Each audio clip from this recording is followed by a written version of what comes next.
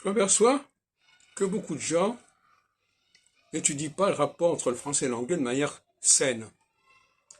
Ils se polarisent sur l'influence soi-disant de l'anglais sur le français, et ils n'ont pas conscience de l'emploi des mots français en anglais, évidemment, puisqu'ils parlent français entre eux et ils n'écoutent pas les radios anglaises.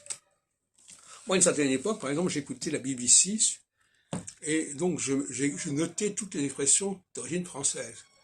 Si on ne fait pas ce travail-là, on a les choses de manière unilatérale, donc c'est déséquilibré. Je pense qu'il faudrait faire des émissions inversées, c'est-à-dire que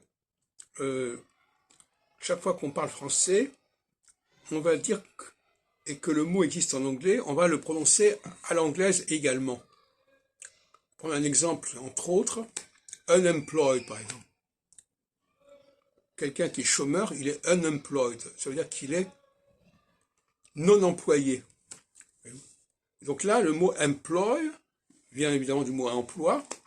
Est-ce que les gens savent que pour dire que quelqu'un est chômeur en anglais ou en américain, on dit unemployed, par exemple? Est-ce qu'ils le savent?